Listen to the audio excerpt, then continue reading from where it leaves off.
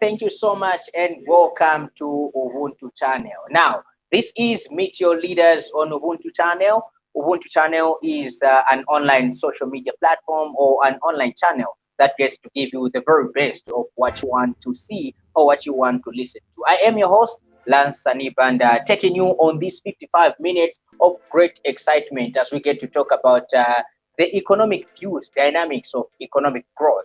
Now, as you know, recently there has been a debate in terms of Zambian economic growth. This is due to what is happening, the geopolitical tension that is happening between Russia and Ukraine. This evening, I have with me, of course, the guest who is renowned economist. I would love to call him that, and we'll continue referring him to that because he has added a great voice as far as the economic setup of Zambia is concerned. This is none other than CHIBAMBA KANYAMA, and we are going to look at this route. Now, remember that you can get to share this live broadcast together with your family and friends. Tell them that Ubuntu channel is live, but not only do that, tell them to subscribe, tell them to like, tell them to follow so that they can be moving together with us. Mr. CHIBAMBA KANYAMA, good evening and welcome to Meet Your Leaders. It's really an honor to host you on this platform. Lance, thank you very much. It's also an honor on my side to be hosted on this channel. Thank you very much, Lance, and all those that are watching. All right, thank you so much. I hope to have a better deliberation as far as the economic emancipation of Zambia is concerned, looking at the debate that has gone through, especially this week when Zambia hit a single digit of inflation. Just 10 years of the rule of the UPNG, we have seen Zambia growing massively or maybe reducing on inflation rate from 24.5% to 9.7%. But before we get to that, let's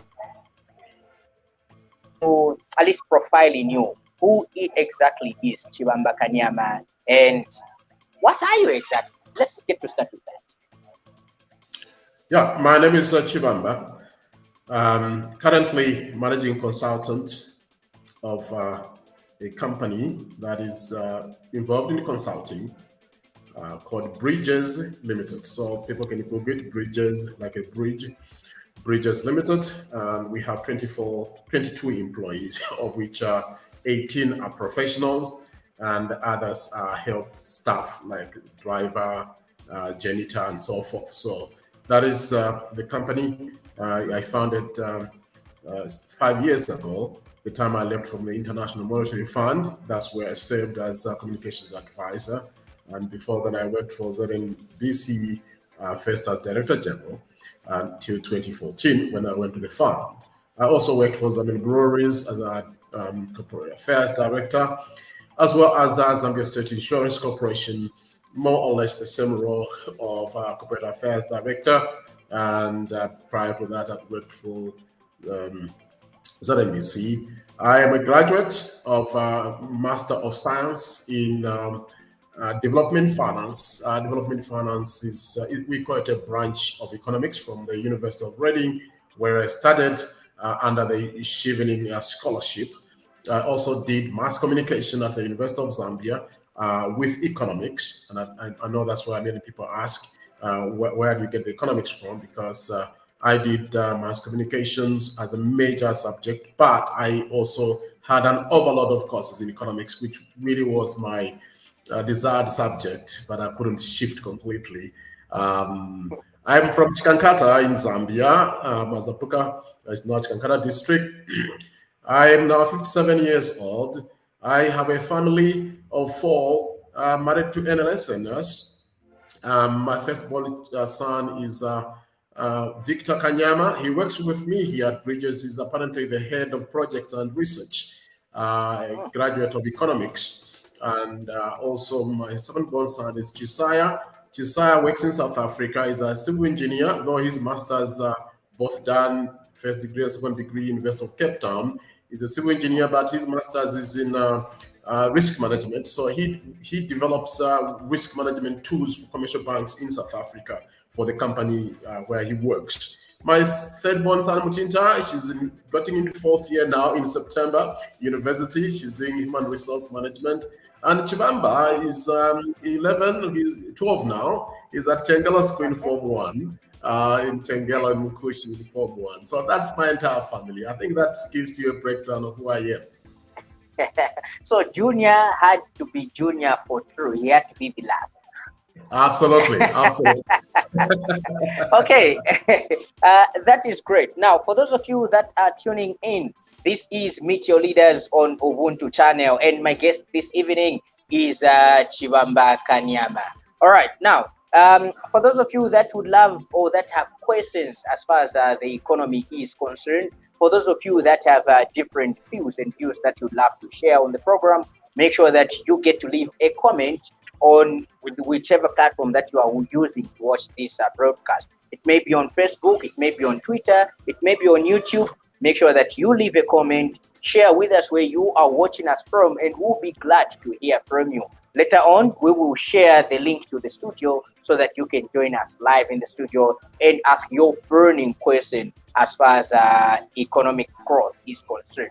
Now, Mr. Kanyama, let's get to talk dynamics of economic growth. Many people are just talking about economy growth, economy loss, economy this and that. People don't understand what dynamics are used or what are the dynamics involved in growing the economy of a particular nation. Let's get to go to that step by step. Thank you. I should have said that I also lecture economics for the executive management program at University of Lusaka. I do for the MBA group. I lecture economics. So because that question really takes me into the depth of economic theory. But it takes you back in class. Your question is broader, but I'll narrow it down to what really makes economic growth. This is about investment. Yeah, it's really about investment, private investment. And we also have consumption. You'll be surprised that consumption is part of the equation of growth because consumption has a bearing on what happens in investment. We also have government expenditure. When government consumes, government spends money, it also becomes part of economic growth. So we pay attention to expenditure pattern of government, and this is seen in the national budget. But there's also what is called net trade. You know, net trade is what you export outside your country. And the net gain, because you also import and export, so the net gain between exports and imports also adds value to economic growth. But to summarize in short, there's what we call in economics circular flow of income. And circular flow of income is made up of two key players. This really will help us to define what the fundamentals of economic dynamics. There are two key players in an economy. These two players are called the household on one hand and the firm.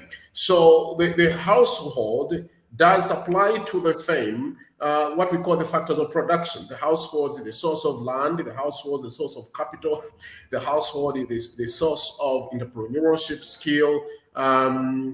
I forgot another factor of production, but these are labor. These are supplied to the firm, and in exchange, of course, they get rent, they get dividend, they get interest, and they get profit.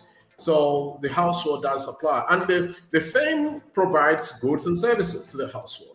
Now, it's this interaction that defines economic growth. So if you want to look at how to measure economic growth, you want to see the underpinnings relationship between these two critical players. Of course, in between there are what we call the markets. The markets are really what demand and supply. But let's not talk about that for now. Let me just talk about the dynamics of economic growth. Is the interplay between the firm and the household on the other hand. So the availability of entrepreneurship capabilities from the household, the availability of capital when people are saving more. So we had more countries that are saving more, and the more they save, the more that money is channeled out into investment. That's why the equation in economics is S is equal to I, which means that savings are always equal to investment. Whatever is saved is expected to be invested. So the more the savings people have in a given country, the more the savings, the higher the savings culture, and savings not only through the commercial banks, people save through pensions and so forth, but the pension funds that are channeled as investment. So they invest. And what does the firm do? The firm invests that and it grows. So when you talk about GDP really reflects on the gross national product. This is the wealth that the firm and the household in totality will produce. This is the totality of all receipted incomes for both the firm and the household in a given year.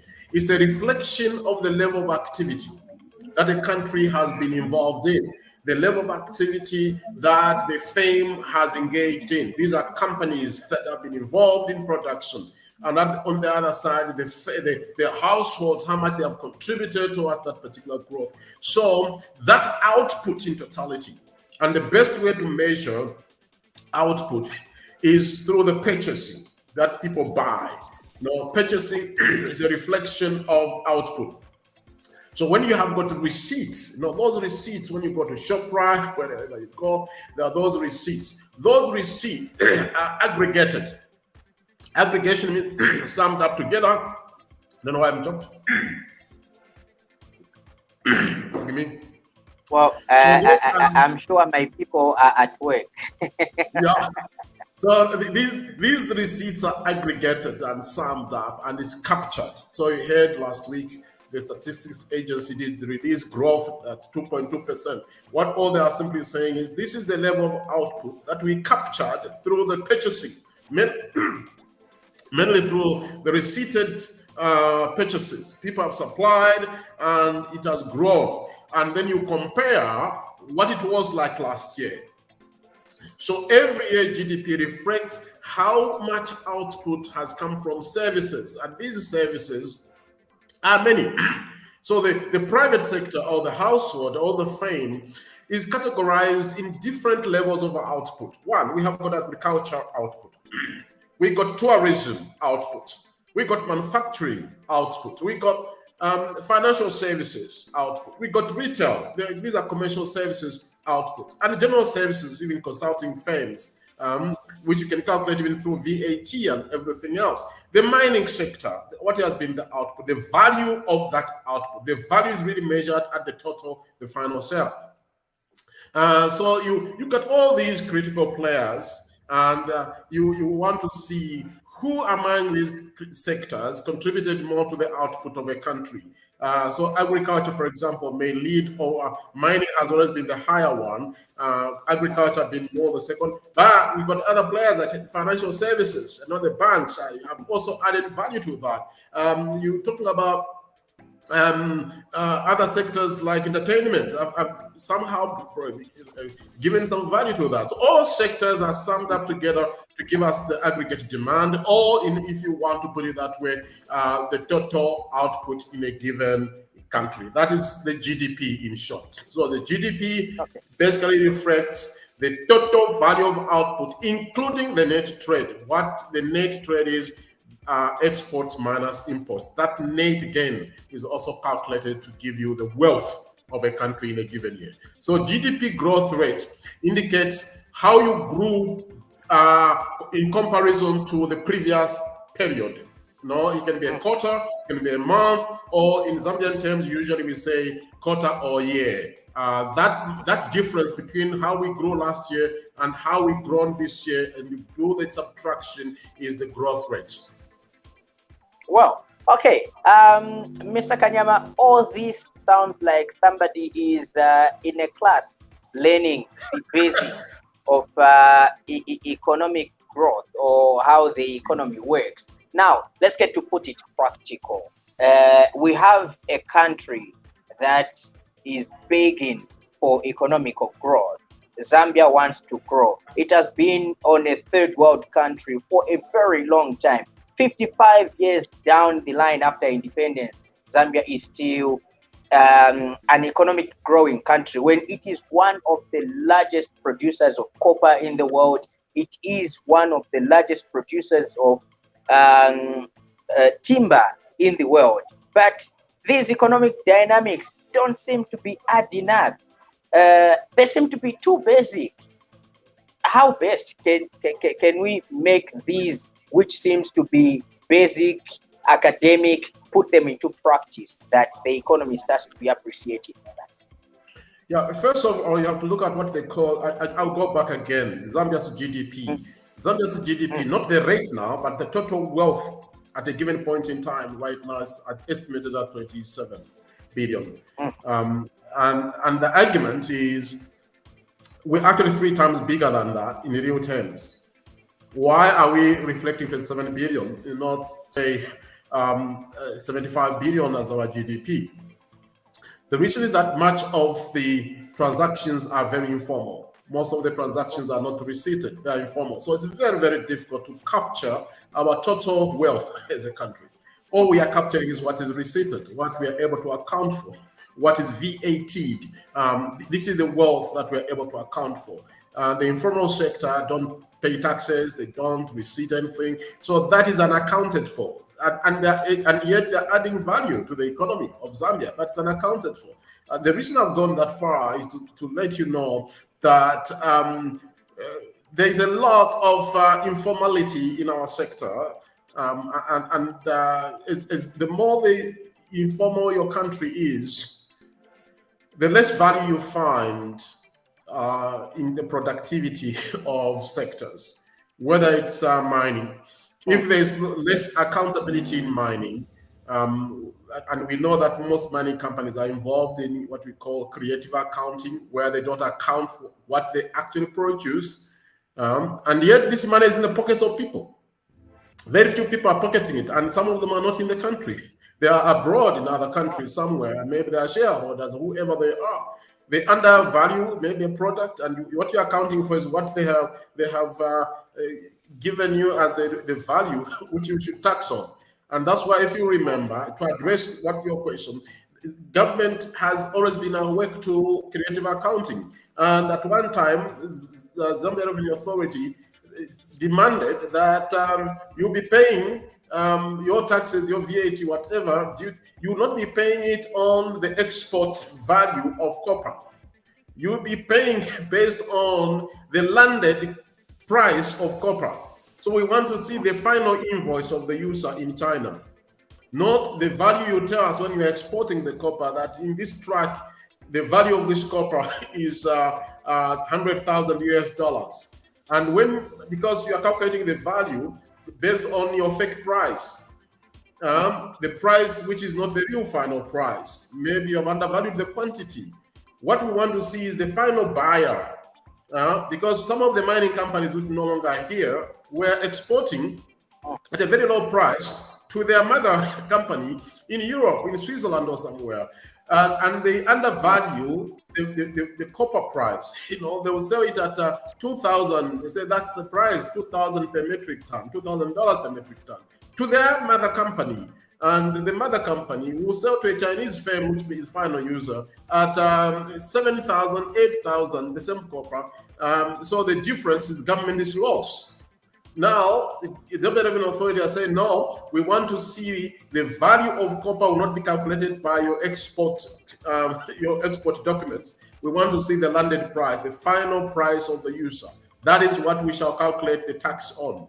And this has somehow been helping us in a way. I'm using this example to show you that we are where we are because the informality of our income, too much pilferage, whether it is corruption, we can't account for most of the things that we are producing. And that's why our GDP reflects as a very low figure, which is a very small. In relative terms, our GDP is even smaller than the budget of Alexandria, the city I lived in when I was working in Washington.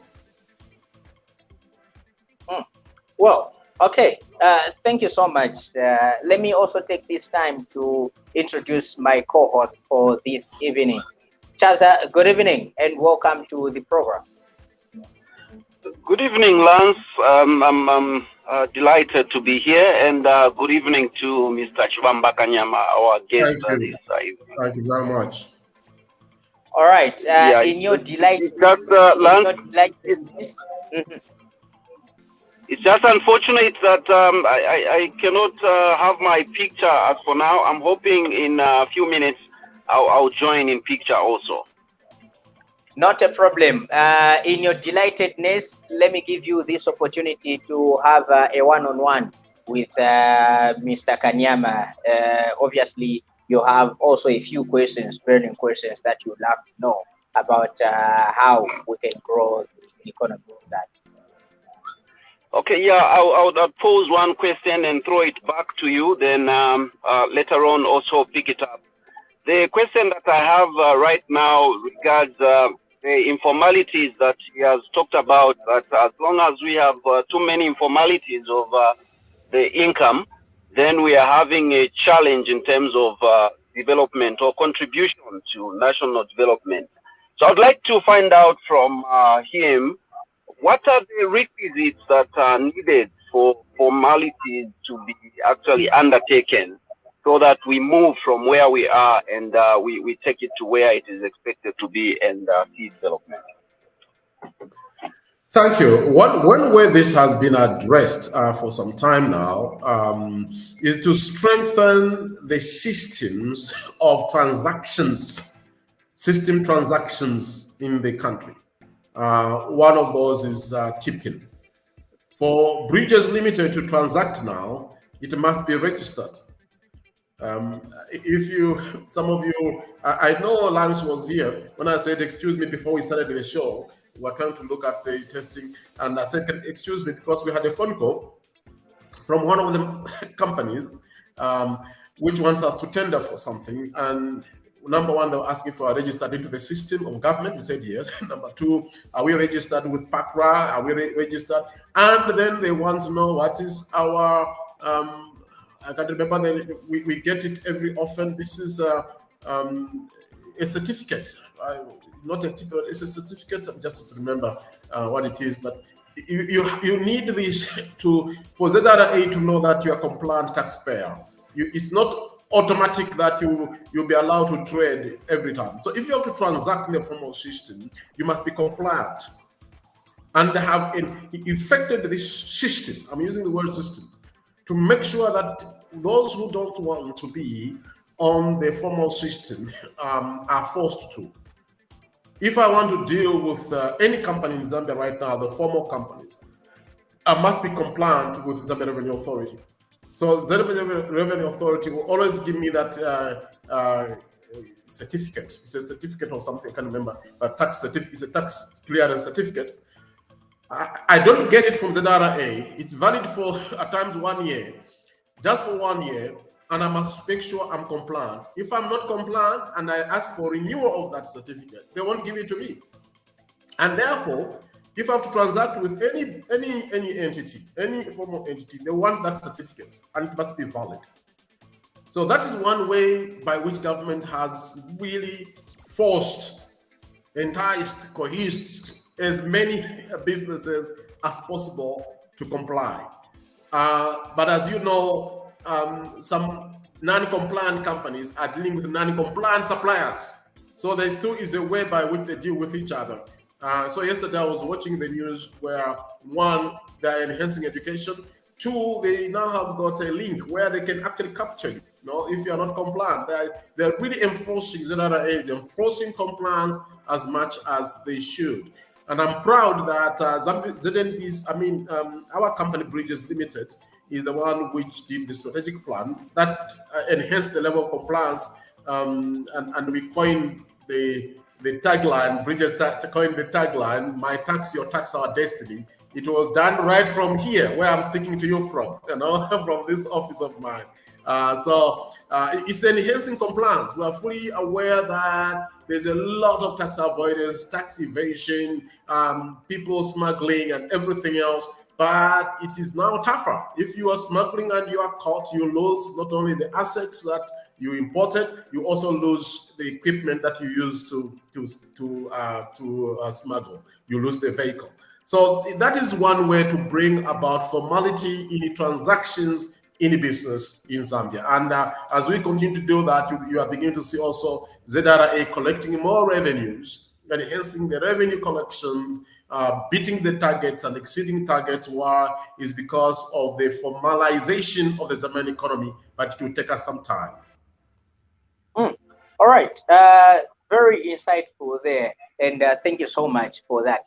Let me bring you back to obviously what I would still say, getting back to the basics and academics, because we need people to understand what economics is for them to really get to the core when we say the economy has grown or the economy is deteriorating, or even when we talk about inflation rate, at least people will understand what determines the growth of the economy, what determines the deterioration of the economy, inflation rate, purchasing power, buying and purchasing power, when we talk about all these price index and things to do with that. So you spoke about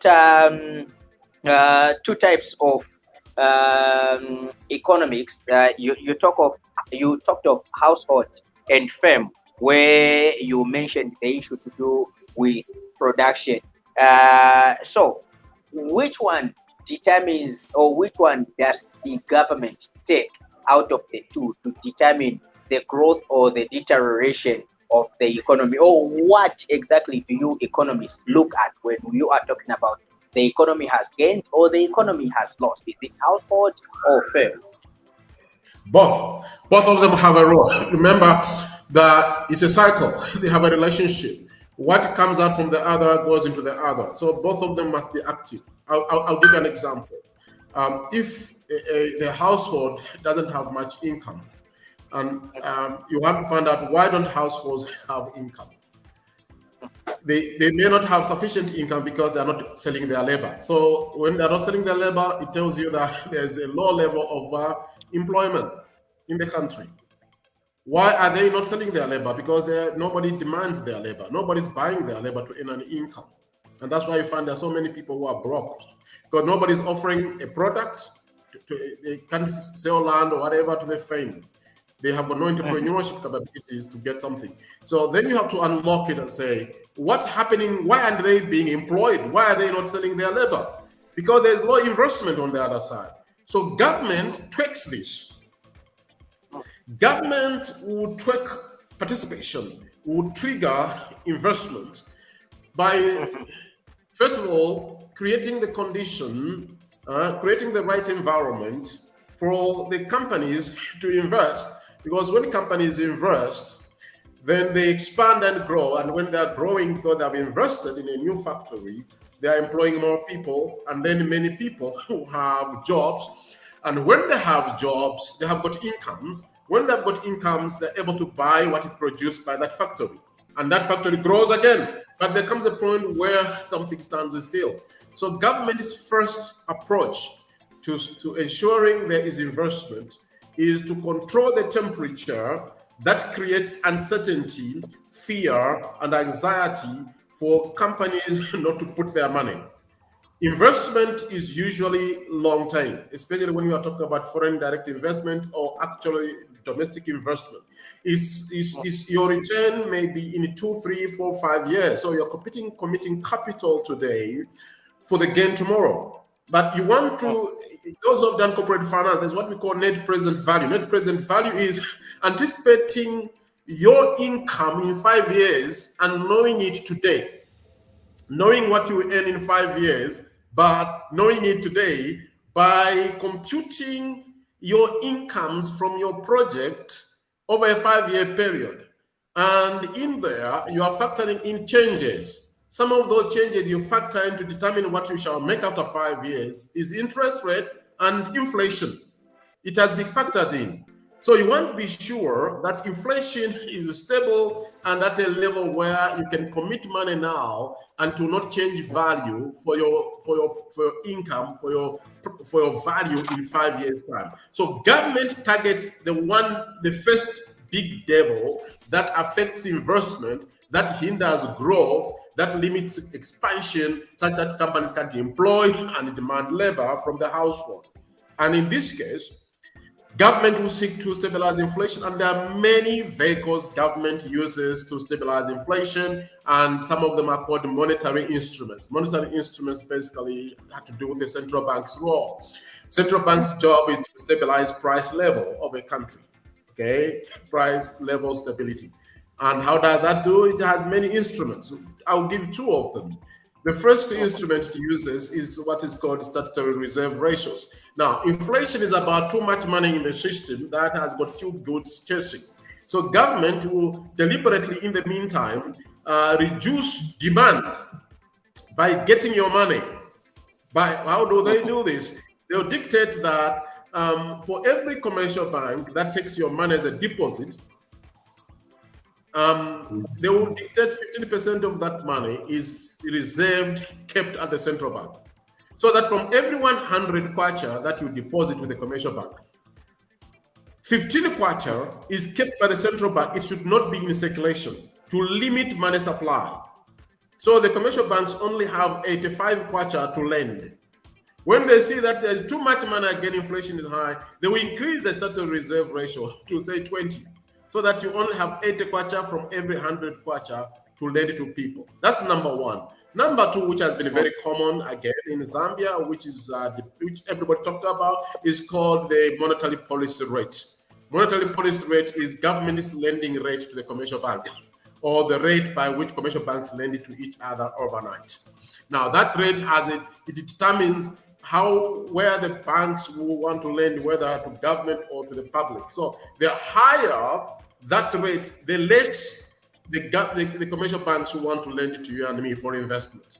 So it keeps tracking this. So when the central bank realizes inflation is very high, it increases the monetary policy rate to discourage you and me who want to borrow for investment or to consume to borrow, so that the money is not out of the system. Of course, it will be out, but not as much. So that's the first devil. So government wants to tackle inflation to enable people who want to invest long term to have a much more predictable net present value, from where they can know in 5 years' time my return will be like this. Therefore, it's worth putting my money in an investment. And when you put money in an investment, whether it's a farm or it's a factory or it's a lodge or it's transport or it's a bank, whatever it is, now you're employing people. That's why you see the connection between households and the firm. So both of them have a very big role to play. Well, all right. I still have many questions. Let's try to make the masses and somebody like me, who is a layman, that was maybe probably bad at mathematics, and would still try to understand, make sense out of all these ratios that you are mentioning. On the GDP, you mentioned 22% reduction or things like that. I want to understand. I didn't do well in mathematics. I didn't do, in fact, maybe in school, I didn't even have these classes that have mathematics or that have things to do with finances in them. I was in HE, which is home economics, but this thing. So let's get to still break it down a little bit more. You spoke of investment, which is private. Yeah, the best way I can help you, you don't need to study this as a citizen. You don't need to study. You all have indicators. Everyone has indicators whether the economy is growing or it is not growing. I'll give you some of the indicators. From the same income that you earn, if you are not able to buy the same things you are buying last year, and you go back to buy exactly the same things you bought last year, this time you discover that you are short and you are forced to borrow or get a salary advance to buy the same things you are able to buy last year. It tells you something. Inflation has been very high. The rate of inflation has been very high. The prices have increased, but your income has remained more or less the same. That is one indicator. If you don't know anything, the best way as a person is to ask yourself a question. If the same income I was receiving and receiving now, am I able to buy the same things I used to consume last year without feeling the stress? And if you feel the stress now, it is an indication that there's a problem.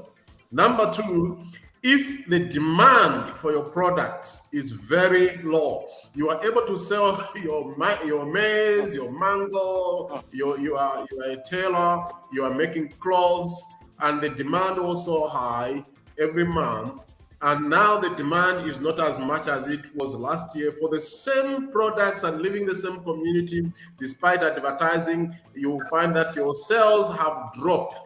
You are now no longer selling 3 clothes per day, 3 shirts per day. You are now selling only 2 per day. You try hard and you wonder what is happening. It is telling you that the growth rate in the country has reduced.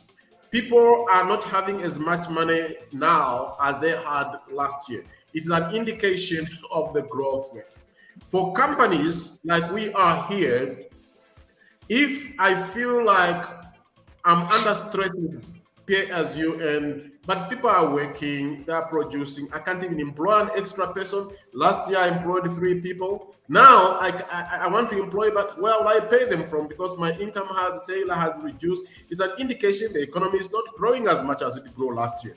But if you find that on aggregate levels, companies are employing more people, you see more adverts in the newspapers, we are looking for graduates, we are looking for those to apply. In fact, you see a lot of adverts, whether small page and all those columns, and people are demanding to employ people. It tells you something. The economy is growing. The economy is growing. So for you as a layperson, you don't have to understand the mathematics behind that. You just have to I was joking to one family. I say, when the economy is growing, the husband and wife fight less, they quarrel less, they smile to each other more. And that is the truth.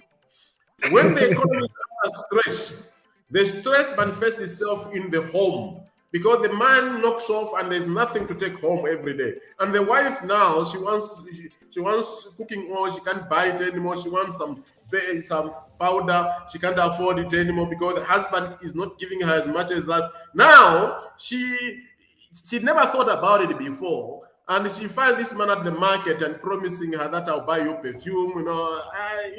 She never thought about it before. So when the economy is not doing well, normally you see that women tend to have other side girlfriend, boyfriends. Infidelity grows. I'm just using this as a social thing to say, how do we know? There are many indicators whenever there's so much stress among people, in families. It's an indication the economy is not doing really well. So you don't have to stress yourself by inflation rate, stress yourself with the GDP growth rate, stress yourself with the monetary policy rate or the statutory reserve ratios, whatever it could be in economic terms. That is really for the modelers. Modelers are people who work for the central bank. That's for the inflation rate people, not for you and me. For you, just look at the basic indicators. Am I able to buy the same things I bought last year with the same amount of money I had last year? No, I can't. That means there's a problem. I'm so glad you have elaborated and actually you've given us an in-depth of the dynamics and also the indicators of an economy. I'd like to find out from you as an economist where we are standing as a country. Where are we? How is the economic standpoint as a country, Zambia? Right now, we are still under some very serious stress because of the debt overhang. Debt overhang means that we have serious obligations that are impacting on our revenues. We have about 45% to 50% of whatever we make as a government in terms of tax revenues and other sources of income as a government. 45 to 50% of that amount of money has to go towards external debt servicing. So you have got needs in the hospitals. You want medicines. You are looking for infrastructural investment. In my village in Chikankata, the road is so bad. We need government to put in an investment. You are looking for some support of government. Well, education is now free, but recruitment is too slow. We can't employ many people. The government is really trying hard. This is an indication that your debt is stressed. And when you are in debt, your options to support your economy and your people are significantly limited. So this is where we are in short. The debt stress is giving us problems. That is why all our eyes are focused on restructuring this debt Not that we want it cancelled per se. If we did get it cancelled, we would be happy. But we want this debt to be postponed in terms of repayment, to give us sufficient breathing space, so that whatever we make in revenues goes into infrastructural investments, goes into buying medicines for the hospitals, goes into security arrangements, goes towards expanding the civil service, public service, goes towards filling all amenities that we need, dismantling arrears, huge arrears for pensioners and everybody else, creating suppliers to government. We can't meet all those obligations until we have sufficient reserves, sufficient funds from the same taxes. But as long as we are going to pay, we have defaulted on the Eurobond. The last default was in November. As long as we are defaulting on these coupons for the Eurobond, the risk profile for Zambia is increasing. So this government is doing its real best, and I value the level of discipline by the Minister of Finance. People are saying there's now more money in the country. We have to pay that price for now to stabilize the economy and at least bring some level of stability and the confidence for investment so that we can grow. Thank you so much, Mr. Chibamba Kanyama. For now, I would invite the participants to actually come through, those that can join us live right here. And I would also request our director to bring the messages. I saw Lawrence sent in a message so that those that would like to ask our guests can definitely get to do so or get to participate. Our director, please bring the messages on the screen.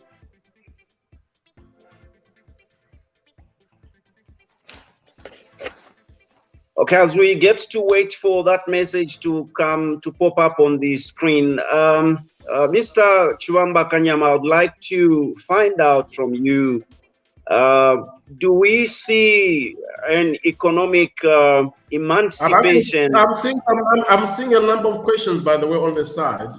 The chat side, I'm seeing questions here.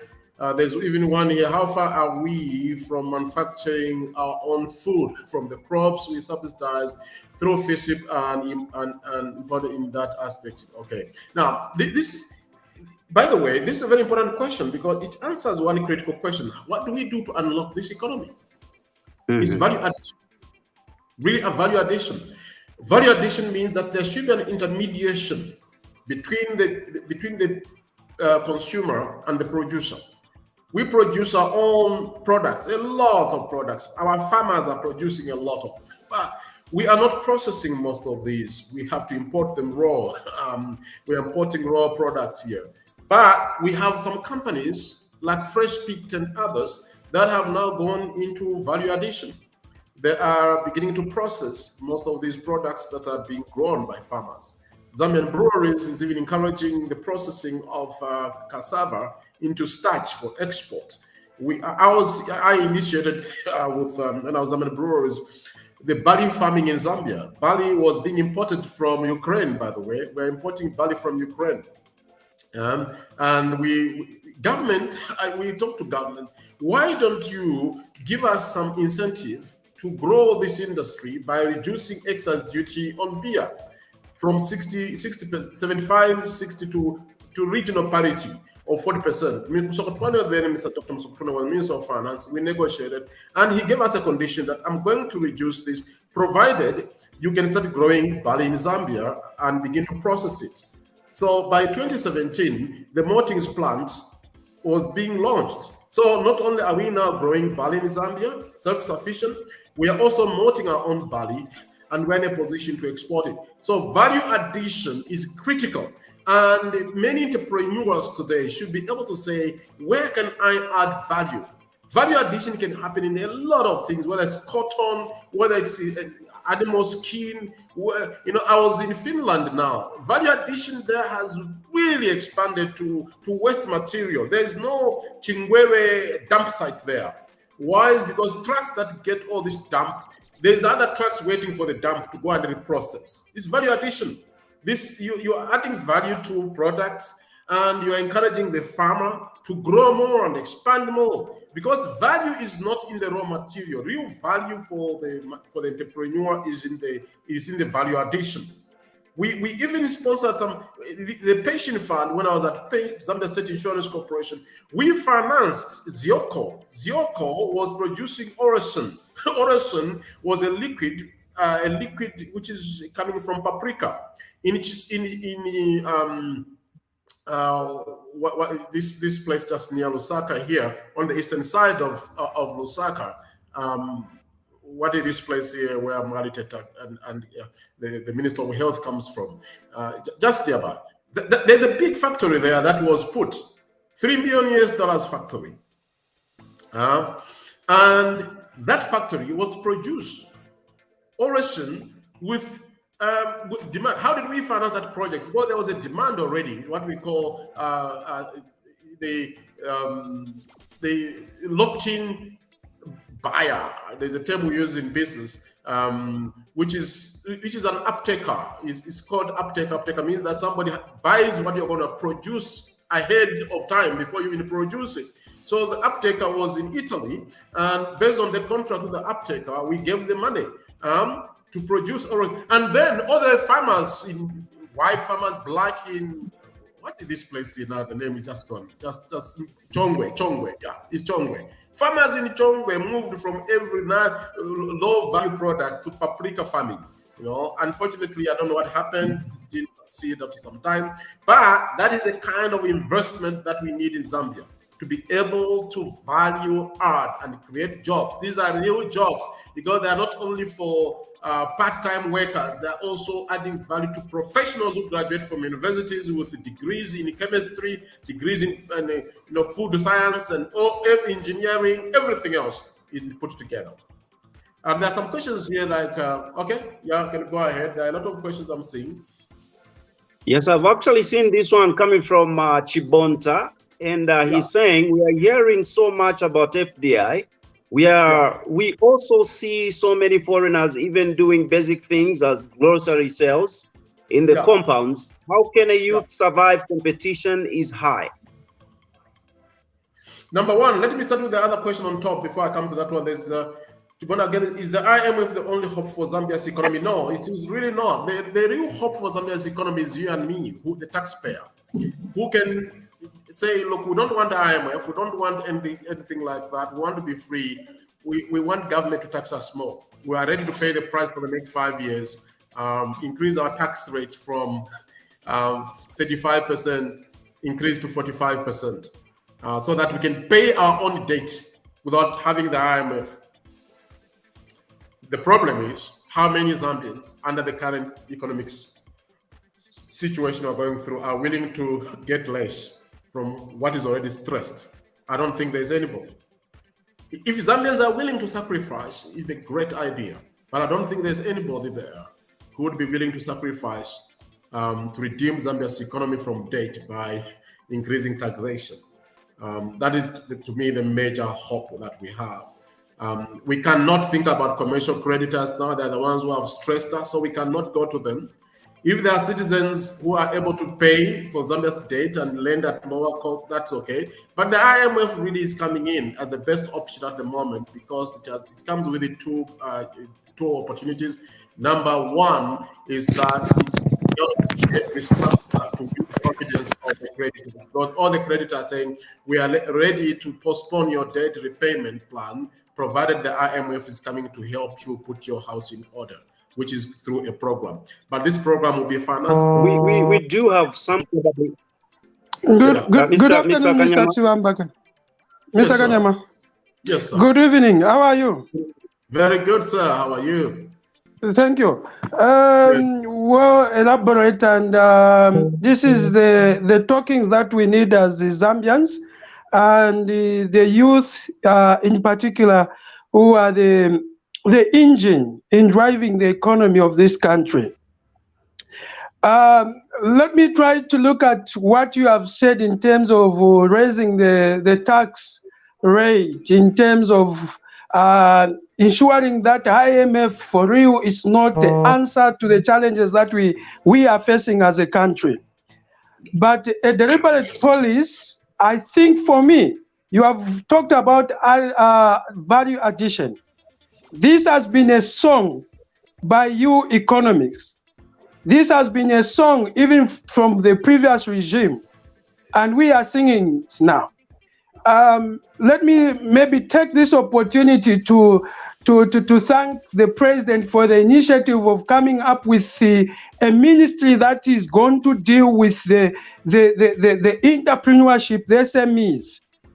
A country without SMEs is a dead one. You can't actually revamp the economy without making policies that support the SMEs. And in your elaborations, you have talked about Chongwe, where people used to do the paprika. We also had one of the former ZESCO managing director in Mansa, who was also dealing with the same paprika. Alas, he died. That now we have got the former RDA, who is dealing with the avocado. Okay. And now, what is the challenge that we have? What we are having right now is the issue of policy. We have got a very good paper as a country, but implementation is a challenge. How I wish, like the song that has been preached, has been sung by the president, to say all these chain stores should allow Zambians to produce, to give them the food that will actually plow back in the economy. Because I'll pay tax. I'm ready to form a cooperative and deal with paprika, knowing that there's a market. And by doing that, we know that not only the market will be found, there will be job creation. Therefore, pay as you earn. But the challenge that we are having again, how are we going to make sure that this ministry that has been created plays a pivotal role in ensuring that the vision for the president has been realized? Because we are Zambians who are going to pay the same debt that we have accrued, no one else. And if the ministry and the president can come and say, okay, let us suffer for the next 3 years, I think any meaningful Zambian and the youth can agree to that. Value addition is a key. I'll cut you short. I'm sorry. No I believe that our guest has actually gotten the question. Mr. CHIBAMBA Kanyama, I would like to add, is it 2 more messages so that you can take them at once? Chibonta is also saying, good evening. Is it possible to issue another Eurobond with better conditions to pay off the bond maturing this September? And another one says,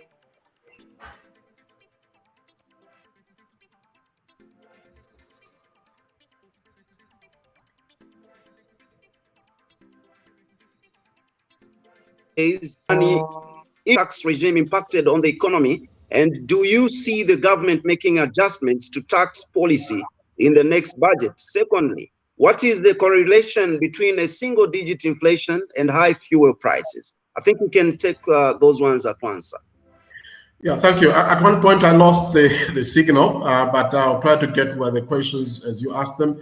The contribution that was given earlier, that was fantastic. Analysis on value addition, I can't say any more than that. Just to assure you that the Minister of SME is a very, very passionate individual who is currently putting a policy together. I'll be meeting him possibly this week. I just wrote him a letter today. I have met him, but I'm going to introduce to him the new board for Zaksimba. I'm the chairperson for the trustees for Zaksimba, with the Zambia Chamber of Small and Medium Enterprises. We just put in a new board and want to go through how the SMEs can participate in the economy. We've got ideas about it and want to see how we can get them on board. On the question of can we issue a Eurobond to finance another Eurobond, it depends on the market dynamics. Now with the war in Russia and Ukraine, the interest rates are really very high. So with our risk profile, you pay a premium for that.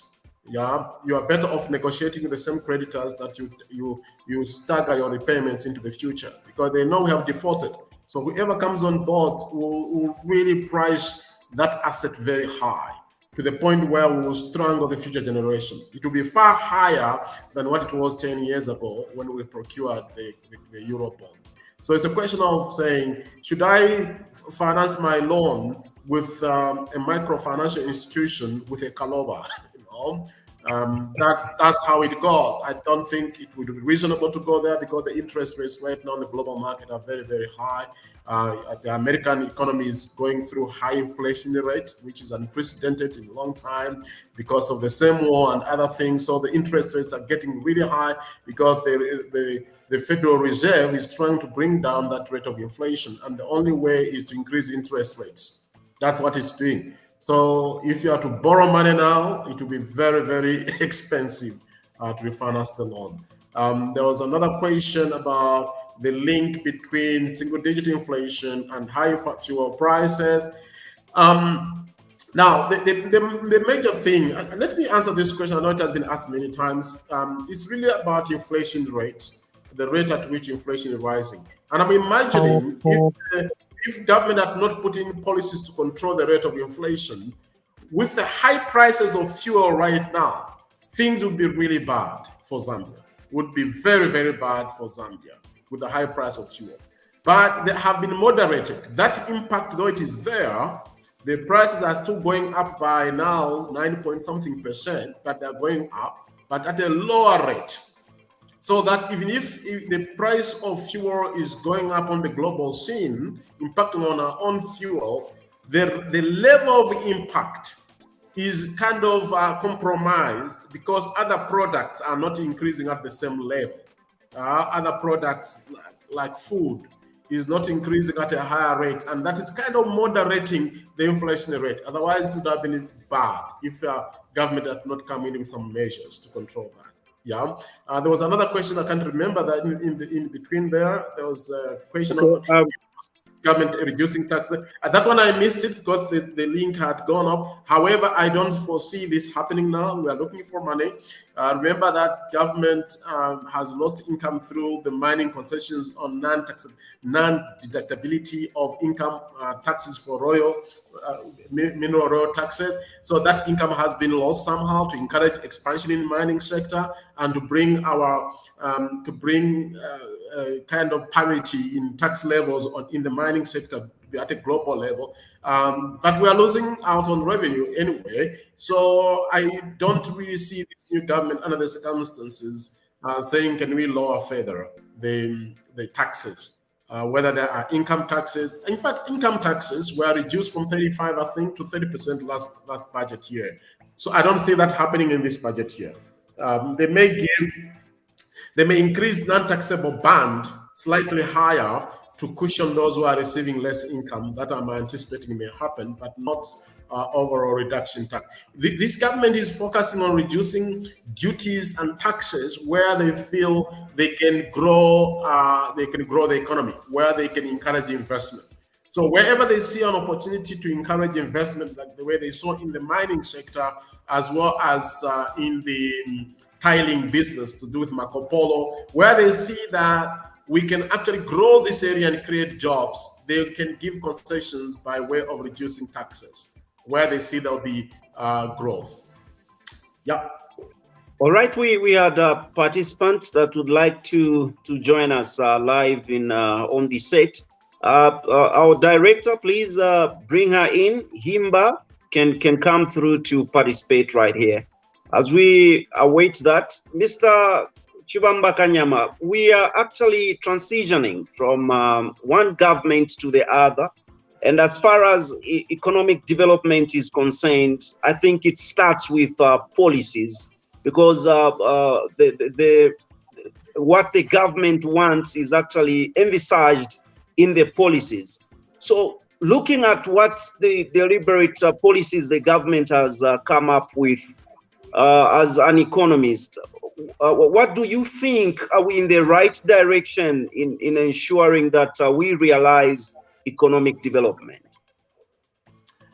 Yeah, I think most of the policies right now are benchmarked on getting relief on debt. I think that is what everybody's focused on. We haven't really seen any new groundbreaking policies under the new regime, and that's what personally I'm advising government on, that we need some groundbreaking policies that will be far different from the previous regime, not in everything, but in some of the areas. So the only significant area of policy I've seen is the creation of new ministries where new policies are going to emerge.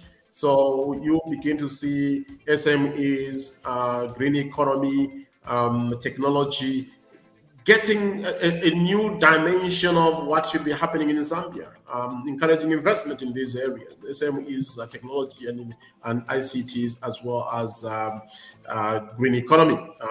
So that to me is a great step that should see us doing better. But I haven't really seen anything. Well, mining, yes, mining policies have come out very strongly. That pronouncement to me, though people don't like it, many people are not happy with it. It's leading to revenue loss. It's a good policy in my opinion, because it will encourage investment to expand output from the current average of 890,000 metric tons output per year to 3 million in the next 10 years, which would be incredible. So that's a great one. But I still want to see something significant in agriculture. I want to see something significant in tourism and manufacturing itself, which we have been talking about here. If we can have something really strong and sound. There's even a question about FDI by Mr. Chibonta here. We need domestic investment too. Personally, I want to see a policy that will encourage job creation. And I've given ideas to government that, look, why the labor laws are very stringent in Zambia.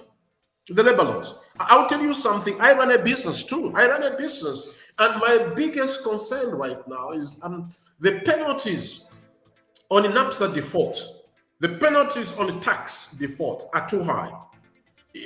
NAPSA makes more money, in my opinion, in relative terms. NAPSA makes more money through penalties than it makes from its investment. That's in the relative terms. It makes more money from penalizing people. But now, I want to create more jobs at bridges. Right now, I'm under pressure. I still need 3-4 more people right now to employ. But the challenge I have is if the economy dives at some point and I don't have much business, what do I do with the employees? I can't lay them off because you can't just lay them off, you're penalized. And if you default with an NAPSA, because now you are cash trapped, your liquidity is compromised because of the economy now, they will penalize you. If you owe 13,000 kwacha, by the end of a period of time, you'll be owing NAPSA 90,000 kwacha, of which only 13,000 kwacha is the principal. The rest is the penalty. So companies are scared. Even if they are able to employ people, they worry a lot that the moment you employ and the economy goes bad and you default with NAPSA or ZRA, you are in trouble. You are better off not employing. So I've said to government, relax the penalties. It's a policy pronouncement. Relax the penalties. And my suggestion to government is the penalties should be there for defaulting, but they should be equated to the treasury bill rate. So that when you default, NAPSA will say, look, that money you should have given us, which have invested in the treasury bill, you didn't give it to us, so we shall take you like you are the treasury bill. So they should charge you the rate of treasury bill. So that at least it's manageable. It's okay. Not the rate at which they're punishing companies today. It's suffocating the economy. We are not creating jobs because companies are scared of employing people. Just for that one reason. So we want to see clarity of policies, and I would really love this government to quickly speed up policy reforms. IMF is coming up with a device on what policy reforms we need to make. Some of them will be kind of nerve-breaking, but we need to make those policies so that we can release this economy and put it back into economic growth trajectory. So I'm putting myself there to help where I can. Thank you. Mr. CHIBAMBA KANYAMA, where do you see Zambia's economy at the rate that we are moving, say in 5 years' time? It will be far better. In 5 years' time, it will be reformed. In 5 years' time, we'll be creating jobs the way it was in 2008. we'll be talking about a growth rate of 7%. There will be heightened confidence in the economy. Already is increasing. Italian president has arrived today, and you're seeing more. You know, I had a meeting with one high commissioner from the eastern countries last week on Friday, and he was complaining that, look, the government is so much pro-Western. What about us? We're able to come into Zambia and invest big time too.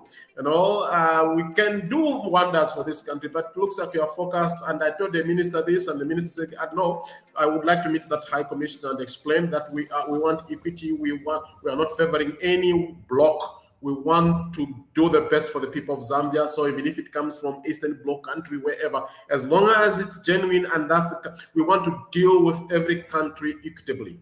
So I'm seeing that in the next 5 years, there'll be much more stability in macroeconomic variables like inflation, interest rates, exchange rate. I'm seeing growth in employment, many people getting employed because there'll be heightened investment by FDIs and local investors, and people's incomes will be high. The copper mining industry, I see it being revived in a very big way. We just have to sort out KCM now and sort out Mopani, and then we are home and running. So that's how I'm seeing Zambia in the next 5 years.